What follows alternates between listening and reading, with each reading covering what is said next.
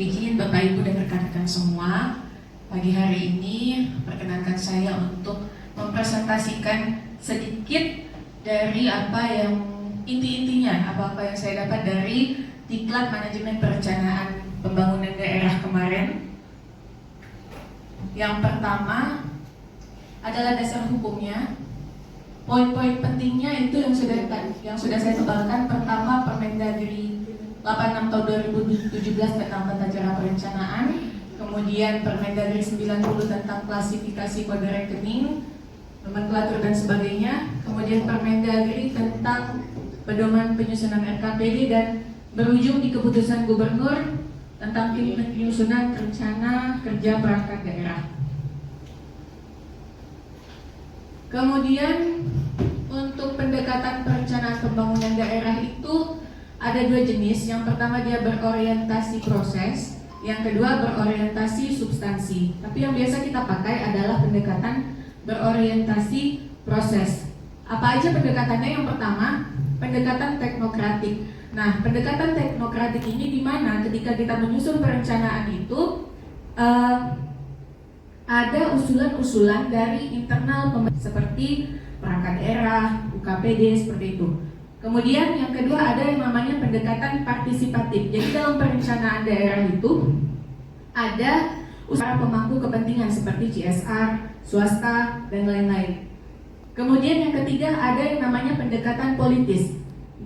Jadi dalam rencana pembangunan daerah itu ada visi misi kepala daerah. Nah, di situ masuknya di pendekatan politis. Kemudian ada pendekatan atas bawah dan bawah atas, top down atau bottom up. Nah, di sini mulai dari desa, kalau di Jakarta nggak ada ya. Jadi kita mulainya dari RT RW, kelurahan, kecamatan, baru naik ke tingkat kota melalui musrenbang. Itulah yang namanya pendekatan bottom up atau top down. Lanjut.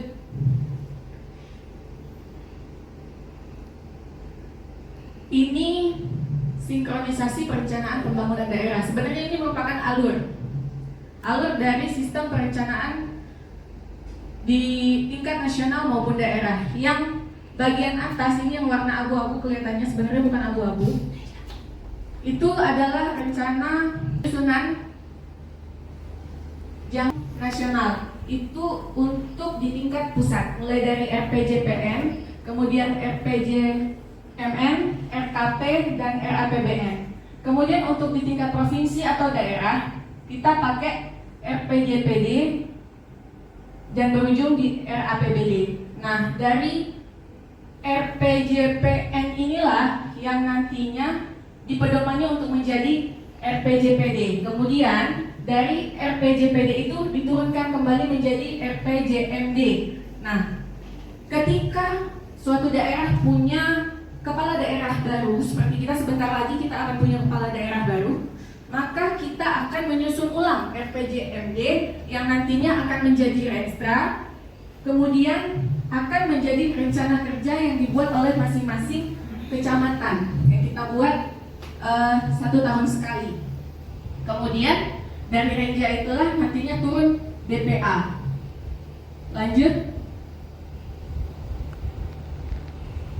Ini merupakan arah kebijakan tahun 2025. Jadi ketika Presiden baru kita mencalonkan diri untuk menjadi kepala negara, ada 8 program terbaik yang harus segera dicapai sebagai visi misi calon kepala negara. Yang pertama kaitan tentang kesehatan gratis. Yang paling atas dulu ya. Makan siang gratis untuk anak-anak sekolah. Kemudian yang kedua ada program kesehatan gratis. Ketiga, peningkatan produktivitas lahan pertanian seperti lumbung padi. Kemudian yang keempat, membangun sekolah-sekolah secara merata khususnya di wilayah-wilayah timur. Kemudian ada penambahan kuantitas dan kapasitas untuk kartu-kartu kesejahteraan. Jadi kartu kesejahteraan itu satu kartu bisa untuk macam-macam, contoh bisa buat terima bansos, bisa untuk BPJS, nantinya akan seperti itu direncanakan. Kemudian menaikkan gaji PNS Terkait dengan peningkatan pembangunan infrastruktur dan yang terakhir optimalisasi penerimaan negara. Selanjutnya bagaimana sinkronisasi dari percepatan kepala negara tersebut terhadap isu dan prioritas rencana pembangunan di DKI Jakarta.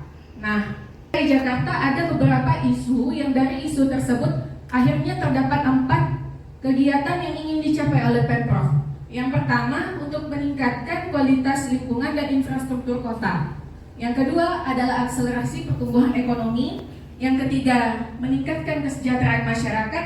Dan yang keempat, menciptakan tata kelola pemerintahan yang adaptif.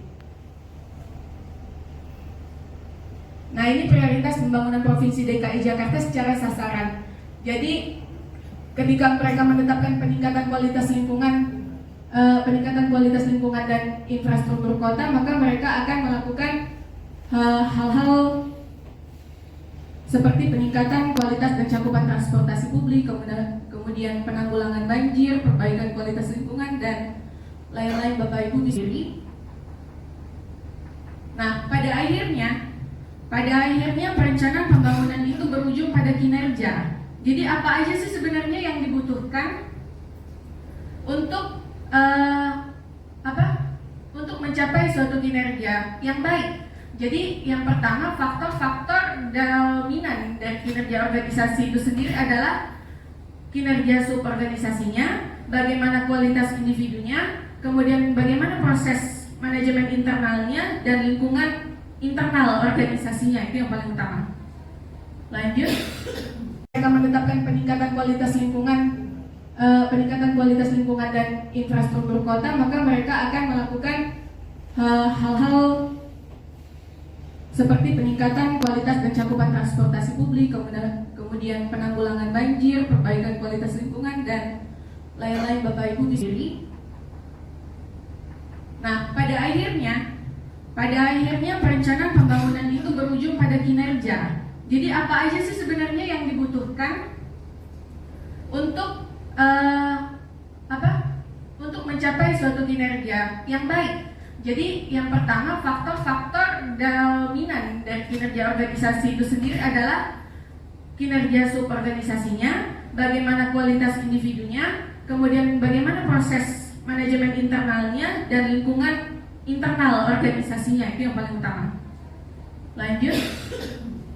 Dan pada sistem perencanaan pembangunan nasional itu sendiri adalah yang pertama, mendukung koordinasi antar pelaku pembangunan, kemudian menjamin terciptanya integrasi, sinkronisasi, dan sinergi yang baik antar daerah, kemudian menjamin keterkaitan dan konsistensi antara perencanaan, penganggaran, pelaksanaan, dan pengawasan, kemudian mengoptimalkan partisipasi masyarakat, dan yang terakhir menjamin tercapainya penggunaan sumber daya secara efisien dan berkelanjutan.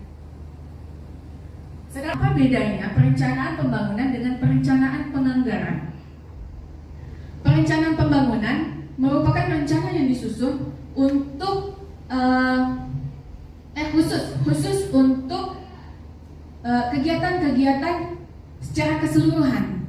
Jadi bukan khusus ya, berarti lebih komprehensif.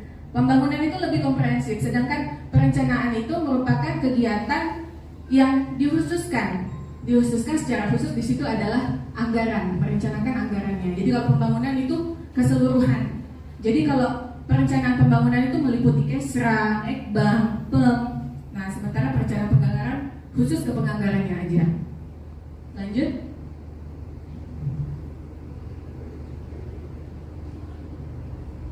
Nah, kalau dilihat di sini, bisakah Bapak Ibu bedakan yang mana dokumen perencanaan anggaran dan yang mana dokumen perencanaan pembangunan? Ada yang bisa jawab? Bendahara biasanya tahu, atau yang pernah jadi bendahara biasanya tahu. Yang bisa jawab dapat coklat.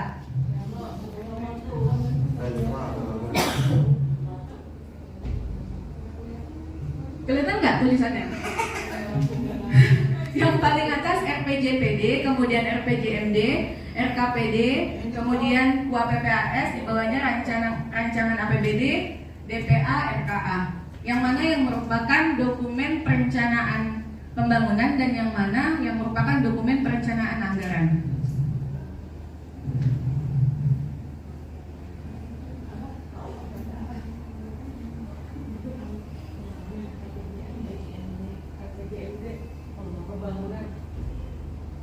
Gimana? RPJMD untuk pembangunan. Ya. Terus? Restra pembangunan. Yang penganggaran? Penganggaran di RKA. Ayo, jangan keroyokan. Coklatnya nggak banyak, cuma 3. Saya juga pernah tak tahu tadi. Satu lagi. RPJMD betul, dia dokumen perencanaan pembangunan. Kalau untuk dokumen perencanaan anggarannya, betul RKPD. Salah. Ya, Reja bisa. Kayaknya dapat coklat. Nah, sebetulnya di sini ada beberapa dokumen. Jadi ada 5 dokumen perencanaan pembangunan. Dimulai dari RPJPD, RPJMD, RKPD, Renstra, kemudian Renja. Yang di atas ini masuknya semua ke dokumen perencanaan pembangunan. Sedangkan yang di bawah ini adalah dokumen perencanaan anggaran. Kenapa? Dari judulnya sebenarnya udah kelihatan. Rencana Pembangunan Jangka Panjang Daerah, Rencana Pembangunan Jangka Menengah Daerah, Rencana Kerja Pemerintahan Daerah. Nah, untuk ini Rencana Kerja Anggaran, berarti kan dia fokus ke anggaran. DPA, Dokumen Pelaksanaan Anggaran, kemudian APBD. Oke, cuman itu yang dapat saya sampaikan. Semoga ada yang mengena di hati Bapak Ibu sekalian.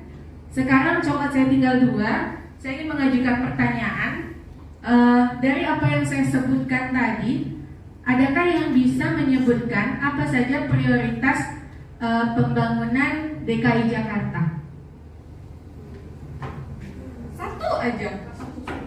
Ada 4 tadi. Hah? Iya benar, kesejahteraan masyarakat. Tadi orang jawabannya. Ada yang bisa nyebutin? Ada yang bisa nyebutin lagi nggak? Ada yang bisa nyebutin lagi nggak? Kesejahteraan ASN? Bukan.